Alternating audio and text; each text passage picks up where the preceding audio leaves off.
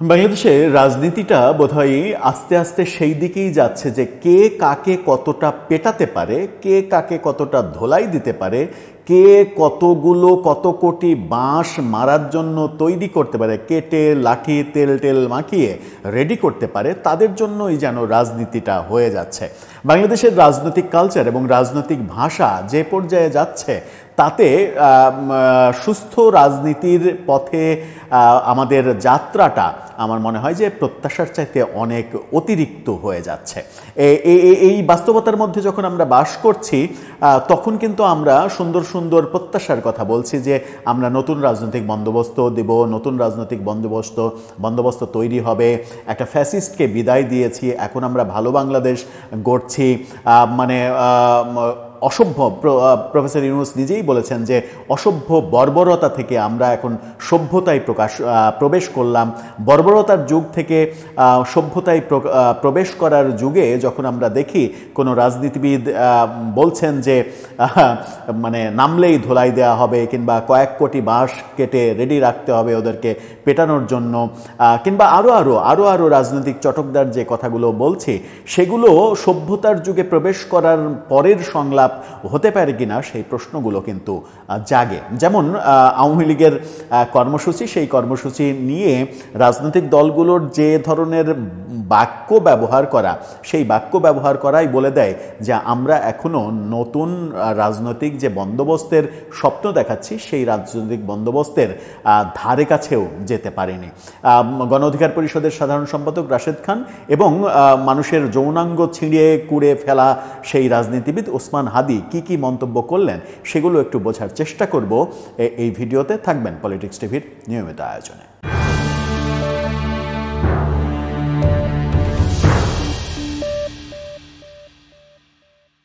দর্শক, বলছিলাম মানে আওয়ামী লীগের এক ডাক, মানে আন্দোলন, তারা মিছিল করবে, 13 তারিখে লকডাউন করবে, এই ডাক যেন একটা চতুর্দিকে একটা আতঙ্ক তৈরি করেছে। এই আতঙ্ক কেন বিরাজ করবে এটা একটা বড় প্রশ্ন। কারণ আওয়ামী লীগ যেভাবে গত বছরে 5 আগস্ট যেভাবে তাদের পতন হলো, তারপরে আওয়ামী লীগের নেতাকর্মীরা অনেকে যেভাবে বিদেশে পালিয়ে গেলেন, তারপরে তো একটা ভাবনা মানুষের মধ্যে তৈরি হয়েছিল যে আওয়ামী লীগ শেষ, আওয়ামী লীগের ফিরে আসতে অন্তত আরও 50 বছর সময় লাগবে।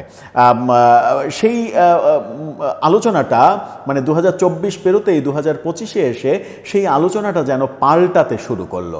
সরকারের নানা রকমের ব্যর্থতা, বৈষম্য বিরোধী আন্দোলনের স্টেক হোল্ডারদের নানা ধরনের অনিয়ম, দুর্নীতি, চাঁদাবাজি, দখলদারিত্ব এসবের সঙ্গে জড়িয়ে যাওয়া, উপদেষ্টা পরিষদের সদস্য, তাদের পিএস, এপিএস, পিও, তাদের মানে শত শত কোটি টাকার মালিক হয়ে যাওয়া, নতুন রাজনৈতিক দলে নতুন দরবেশের আবির্ভাব হওয়া, এই ব্যাপারগুলো যখন তৈরি হয় তখন আওয়ামী লীগের যে সমালোচনা করার যে কর্মকাণ্ডগুলো, যে কর্মকাণ্ডের কারণে তাদেরকে আমরা ফ্যাসিস্ট উপাধি দিয়ে বিদায় করলাম, সেগুলো মানুষ ভুলে যেতে শুরু করেছে। মানুষ কিন্তু, বাংলাদেশের মানুষ খুব দ্রুত ভুলে যায়।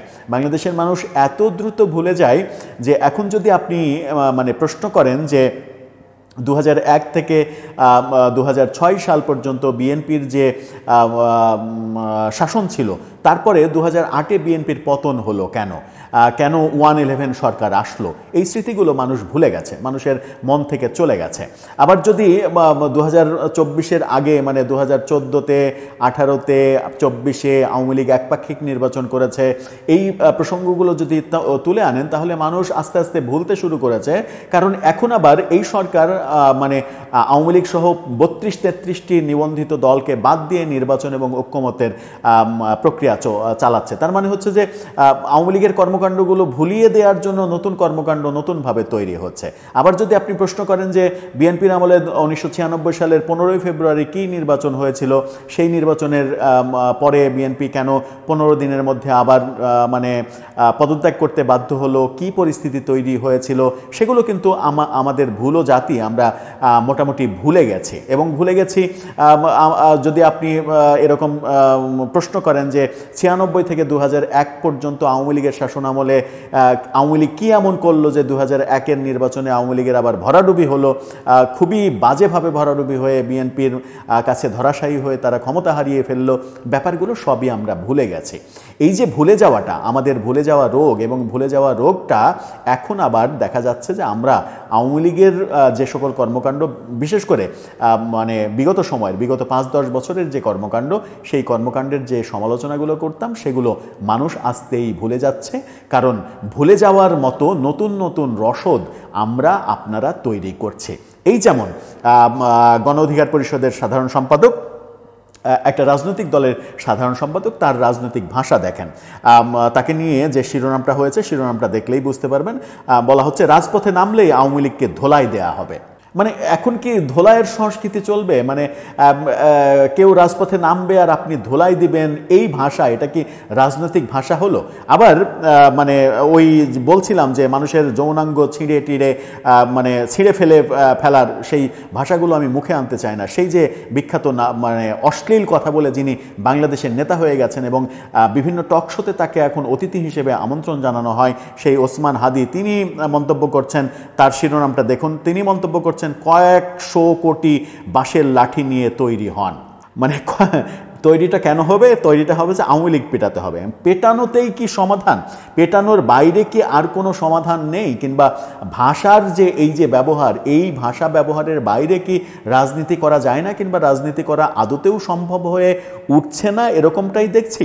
গতকালকে নাসিরউদ্দিন পাটোয়ারি মানে বিএনপির সমালোচনা করতে গিয়ে বলেছেন যে শেখ হাসিনা তো ভারতে পালাতে পেরেছে, তারেক রহমান পালাবে কই, এরকম মন্তব্য করেছেন। তো এই যে ভাষা, মানে এরকম ভাষার কারণে সম্প্রতি বিএনপির এক নেতা নাসিরউদ্দিন পাটোয়ারির নামে আদালতে মামলাও করেছেন।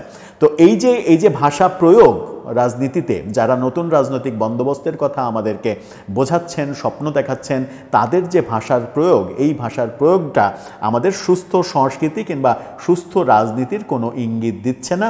আর ইঙ্গিত দিচ্ছে না বলে আওয়ামী লীগের কর্মকাণ্ডগুলো আমরা খুব তাড়াতাড়ি 1 বছরের মধ্যেই আমরা ভুলে গেছি, এবং এখন এরকমভাবেও মানুষ উচ্চারণ করছে আগেই তো ভালো ছিল। এই যে আগেই তো ভালো ছিল, এটা মানুষের মুখ থেকে উচ্চারিত হওয়ার মানে ডিসক্রেডিট কিন্তু আমাদের উৎপন্ন করা, যে আমরা তৈরি করেছি সেরকম পরিস্থিতি যেখানে মানুষ অতিষ্ঠ হয়ে গেছে, মানুষ নতুন কোনো কিছুর স্বাদ পায়নি, মানুষ মনে করছে যে আগেই তো ভালো ছিল, অন্তত নিরাপত্তাহীনতার মধ্যে আমরা থাকিনি। রাশেদ খান কি বলছেন? ঝিনাইদহে তিনি মন্তব্য করেছেন বাংলাদেশ আওয়ামী লীগ নেতাকর্মীদের ধোলাই দেওয়া হবে বলে হুঁশিয়ারি দিয়েছেন।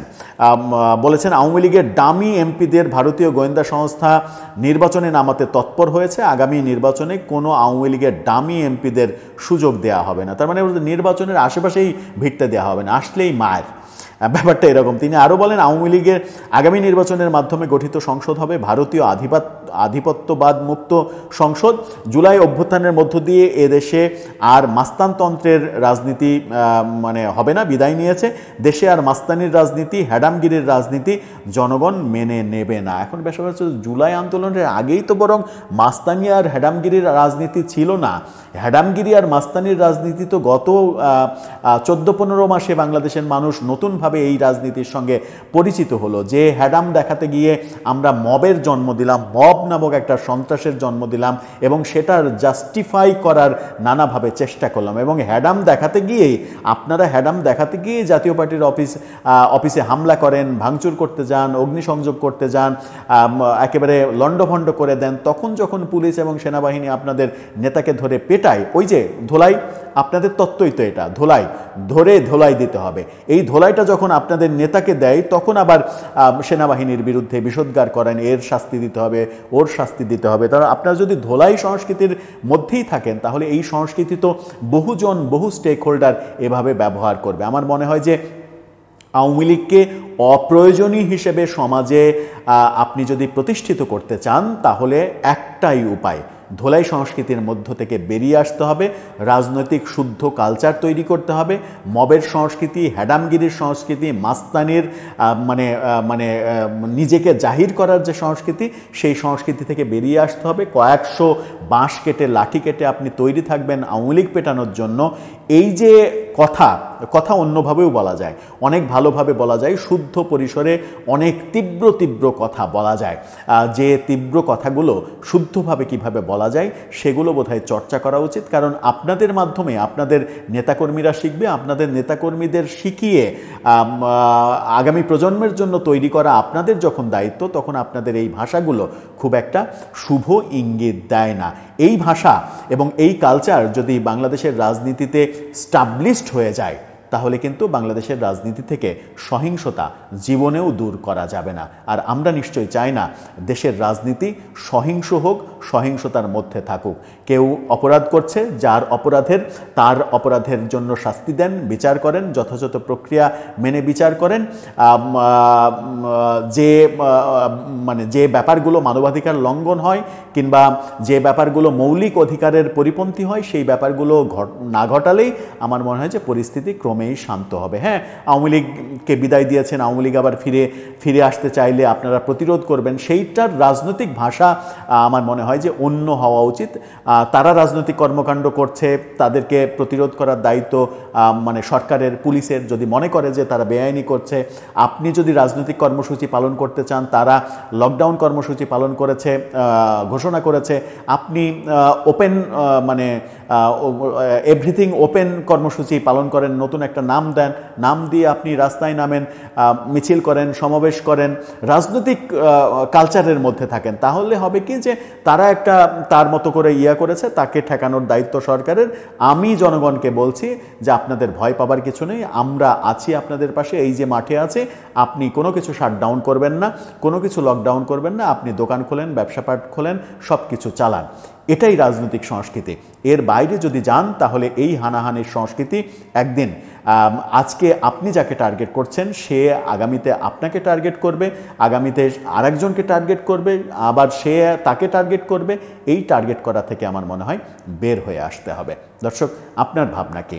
রাশেদ খান যেটা বলছেন এবং ওসমান হাদির যেভাবে বলছেন, এটাই কি রাজনৈতিক ভাষা হওয়ার কথা, নাকি এর থেকে বের হয়ে আসা উচিত? আপনার মন্তব্য জানিয়ে লিখতে পারেন আমাদের কমেন্ট বক্সে।